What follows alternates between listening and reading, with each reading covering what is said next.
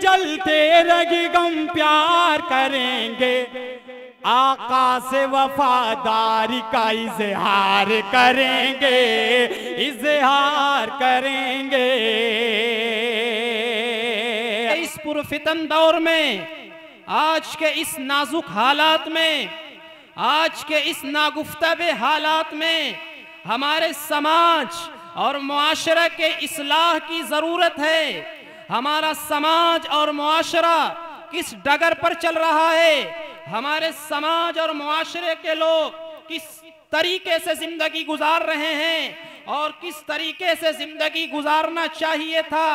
समाज में कितनी बेहयाइयाँ आम होती जा रही हैं, समाज और मुआशरे में बेइंतहा बेहयाइयाँ बुराइयाँ आम होती चली जा रही हैं, जिसका अंदाजा हम नहीं लगा सकते। बुजुर्गों और दोस्तों, ये आज का ये प्रोग्राम, आज की ये महफिल अजीमुशान महफिल है। अल्लाह तबारक व तआला की तरफ से इनाम है उन लोगों के लिए जो इस मजलिस में बैठे हैं, जो इस मजलिस में बैठने वाले हैं।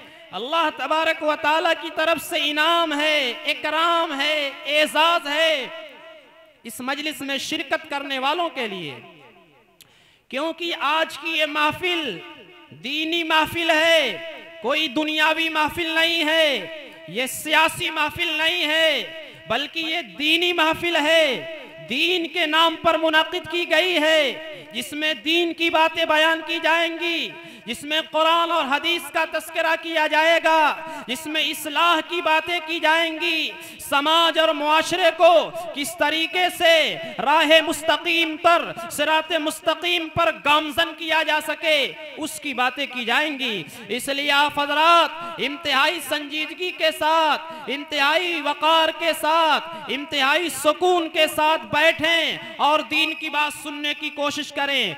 शायर कहता है, ऐसी महफिल के मुतालिक, ऐसी मजलिस के मुतालिक हजरत मौलाना असअदुल्लाह साहब रहमतुल्लाह अलैह, साबिक नाजिम मज़ाहिर उलूम सहारनपुर का ये शेर है। नाज करते हैं मलक ऐसी जमी पर असद, नाज करते हैं मलक ऐसी जमी पर असद, जिस पे दो चार घड़ी जिक्र खुदा होता है। तो ये ऐसी सरजमीन है, ये ऐसी जगह है, ये ऐसी महफिल है कि इस महफिल पर फरिश्ते भी नाज करते हैं, फरिश्ते भी फख्र करते हैं। ये नूरानी महफिल है, ये इरफानी महफिल है, ये दीनी महफिल है, ये इस्लाही महफिल है, ये इस्लाही मजलिस है, जिसमें और हम और आप शिरकत की सआदत हासिल कर रहे हैं। बुजुर्गाने मोहतरम, हमारे प्रोग्राम का उन्वान है इस्लाह मुआशरा। जैसा कि आप हजरात ने इश्तिहार के जरिए, ऐलान के जरिए, बैनर के जरिए आपको मालूम हुआ है, इस्लाह मुआशरा बहुत वसी उन्वान है। इस्लाह मुआशरा महदूद नहीं बल्कि लामहदूद उन्वान है। इस्लाह मुआशरा के अंदर बेशुमार चीजें आ जाएंगी। हमारी जिंदगी गुजारने से लेके, हमारी पैदाइश से लेके हमारे मौत तक की जिंदगी को इस्लाह मुआशरा के अंदर दुरुस्त किया जा सकता है। समाज और मुआशरा हमारा कैसे दुरुस्त होगा? एक पड़ोसी दूसरे पड़ोसी के साथ किस तरीके से रहना चाहिए? सरकारे दो आलम सल्लल्लाहु अलैहि वसल्लम ने किस तरीके की हदीसें बयान की हैं कि एक पड़ोसी दूसरे पड़ोसी के साथ इस तरीके से रहे, एक दूसरे को तकलीफ न पहुंचाए। चाहे पड़ोसी आपका, आपकी बिरादरी का रहने वाला हो, चाहे आपका पड़ोसी दूसरे बिरादरी का रहने वाला हो, दूसरे मजहब का मानने वाला हो। अल्लाह के हबीब सल्लल्लाहु अलैहि वसल्लम ने बयान किया, एक मुसलमान दूसरे मुसलमान को तकलीफ न पहुंचाए, एक मुसलमान दूसरे मुसलमान को अजियत न पहुंचाए। इसी तरीके से मुसलमान ही नहीं बल्कि किसी दूसरे मजहब वाले को भी, वो भी इंसान है, वो भी दुनिया के अंदर पैदा किया गया है, उसे भी किसी किस्म की तकलीफ न पहुंचाए। अल्लाह के हबीब सल्लल्लाहु अलैहि वसल्लम ने पड़ोसियों का इतना हक बयान किया है। कहीं डर हो गया था सहाबा कराम को कि कहीं मीरास से वरासत से भी उसका हिस्सा जारी न कर दिया जाए, कहीं मीरास से भी उसका हिस्सा जारी न कर दिया जाए, उसका हिस्सा लगने लगे।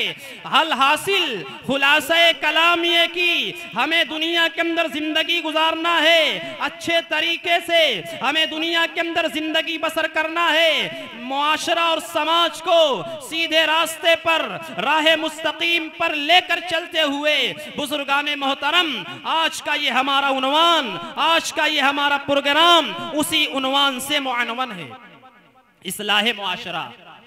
और आगे बढ़ते चलिए, हमारे समाज और मुआशरे के अंदर किस तरीके की बुराइयां पनप रही हैं, किस तरीके की बुराइयां रूनुमा हो रही हैं। आज हमारा समाज और मुआशरा बिल्कुल राह मुस्तकीम से, जादे मुस्तकीम से मुनहरिफ है, गुमगश्त राह हो चुका है। बुजुर्गों और दोस्तों, मेरे नौजवान साथियों, आइए अल्लाह के हबीब सल्लल्लाहु अलैहि वसल्लम के दौर का जायजा लिया जाए। अल्लाह के हबीब सल्लल्लाहु अलैहि वसल्लम के दौर में भी जब नबी करीम अलैहिस्सलातु वस्सलाम इस दुनिया के अंदर नहीं आए थे, अभी नबी इस दुनिया के अंदर नहीं आए हैं, नबी के आने से पहले दुनिया के अंदर कुफ्र और ज़लालत आम थी, नबी के आने से पहले बेहयाई आम थी, नबी के आने से पहले शराब नोशी आम थी, नबी के आने से पहले ज़िनाकारी आम थी, नबी की आमद से पहले। और इसी तरीके से कौन सा ऐसा गुनाह है जो न पाया जाता हो। नबी करीम सल्लल्लाहु अलैहि वसल्लम इस दुनिया के अंदर तशरीफ लाते हैं, मक्का की संगलाक वादी के अंदर नबी उम्मी का ज़ुहूर होता है, अल्लाह के हबीब आमिना के घर के अंदर पैदा होते हैं, और जब दुनिया के अंदर तशरीफ लाते हैं पहले ही दिन से इनकलाब बर्पा शुरू हो जाता है। और सिर्फ नबी करीम सल्लल्लाहु अलैहि वसल्लम ने 23 साल की कलील मुद्दत में एक ऐसे साले मुआशरे की तश्कील दी, एक ऐसे साले मुआशरे को बना दिया जिससे लाखों साहबा किराम की जमात तैयार हो गई। नबी करीम सल्लल्लाहु अलैहि वसल्लम ने 23 साल की कलील मुद्दत में एक ऐसे साले मुआशरे की तश्कील दी जिससे सहाबे कराम का एक जम्मे गफीर तैयार हो गया, सहाबे कराम का एक खेप तैयार हो गया, सहाबे कराम की एक बड़ी तादाद तैयार हो गई। नबी करीम अलैहिस्सलातु वस्सलाम ने मेहनत की। इसी तरीके से बुजुर्गों और दोस्तों, हमारे और आपके दरमियान हमारे अकाबिरीन तशरीफ लाए हुए हैं। अकाबिरीन अपने तकरीर के जरिए से और शुआरा हजरात अपने नातो नज़म के जरिए से अपनी बात आप तक पहुंचाने की कोशिश करेंगे। आप हजरात से बस गुजारिश है कि आप हजरात सुकून इत्मीनान के साथ ता इख्तिताम महफिल तशरीफ रखे। इंशाअल्लाह आपका भी नफा होगा, हमारा भी नफा होगा। कोई इस मजलिस से खाली हाथ नहीं जाएगा, हर एक कुछ न कुछ लेकर के जाएगा। इसलिए इस मजलिस में अपने आप को जरूरतमंद समझ के, अपने आप को मोहताज समझ के बैठने की कोशिश कीजिए ताकि कुछ न कुछ फायदा हो जाए। बुजुर्गों और दोस्तों, फलक से चांद उतरेगा, सितारे मुस्कुराएंगे, फलक से चांद उतरेगा, सितारे मुस्कुराएंगे मेरी बज़्म खुशी में जब आप तशरीफ लाएंगे।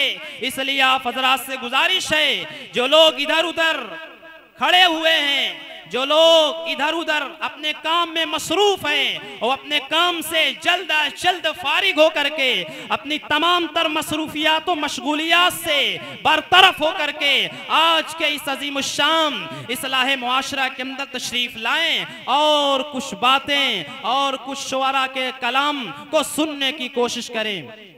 बुजुर्गाने मोहतरम, कुरान करीम की आयत करीमा ने तिलावत की है।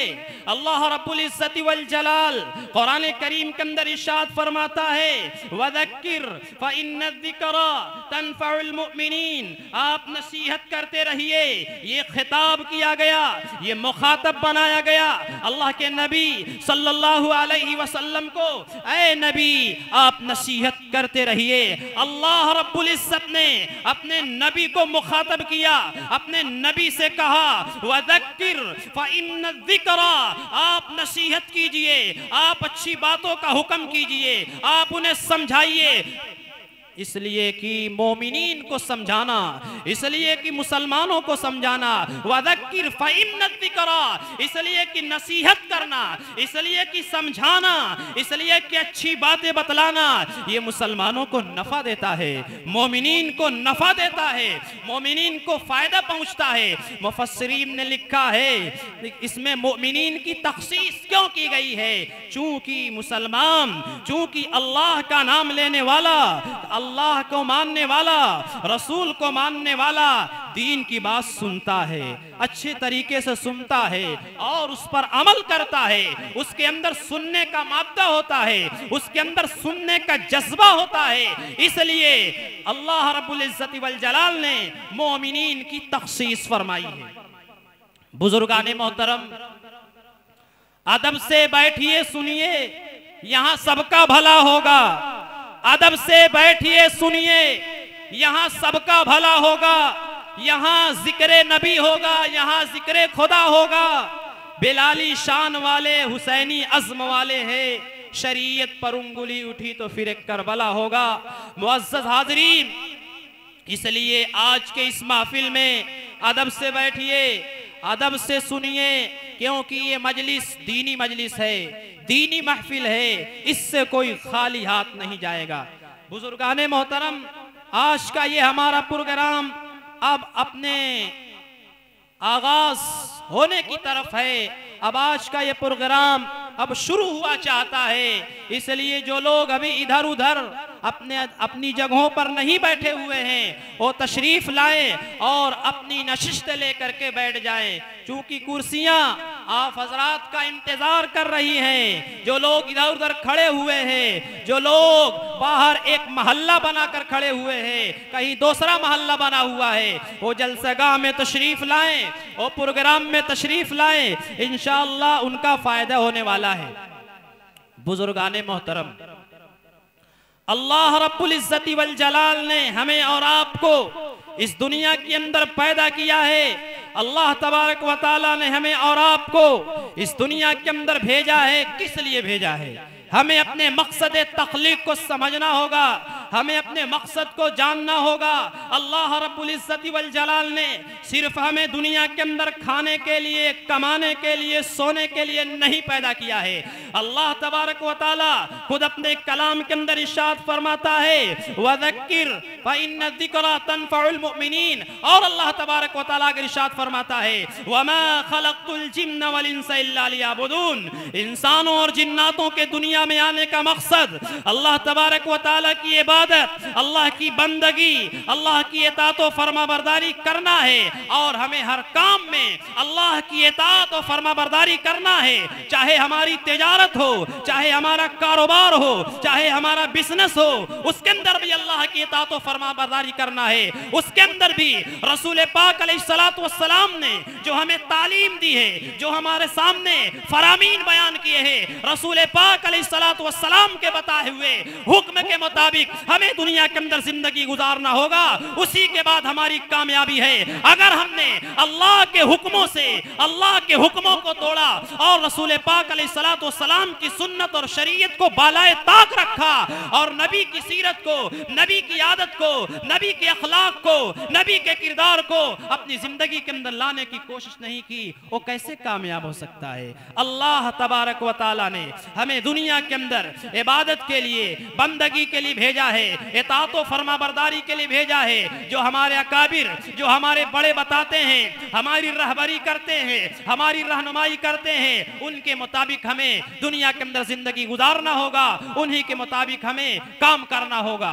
बुजुर्गाने मोहतरम, समाज और मुआशरे के अंदर जो बुराइयां फैली हुई है, बुराइयां आम होती जा रही है, वो तो हमारे मेहमान लोग तशरीफ लाए हुए हैं। आप हजरात के सामने तमाम चीज़ों को बयान करेंगे। आप हजरात शुरू से जैसे बैठे हुए हैं आखिर तक बैठने की कोशिश कीजिए और हमारे अकाबिरीन की बातों को सुनने की कोशिश कीजिए। इसलिए समाज और मुआशरे के अंदर इस्लाह लाने की ज़रूरत है। समाज और मुआशरे को, समाज और मुआशरे के अंदर, समाज और मुआशरे को सीधे रास्ते पर, जादे मुस्तकीम पर गामजन करने की जरूरत है, एक एक बुराई को, एक एक बेहयाई को खत्म करने की जरूरत है। वो हमें हमारी और आपकी जरूरत है। आप हमारा ताउन करेंगे, आप हमारे साथ चलेंगे, हमसे कंधे से कंधा मिलाकर चलेंगे तो समाज और मुआशरे के अंदर जो बुराइयां आम होती जा रही हैं, समाज और मुआशरे के अंदर जो बेहयाइयां आम होती जा रही हैं, समाज और मुआशरा जो गंदा और पलीद होता जा रहा है, ओ हमारे उलमाए कराम के बयान करने से, हमारे उलमाए कराम की कोशिशों से और आपका ताउन करने से और आपका उलमा के साथ चलने से समाज और मुआशरा और सोसाइटी सीधे रास्ते पर चलेगा। बेहयाइयां और बुराइयां और इसी तरीके से जराइम और कराइम सब कुछ खत्म हो जाएंगे। नबी करीम अलैहिस्सलातु वस्सलाम के दौर से खराब हमारा दौर नहीं चल रहा है।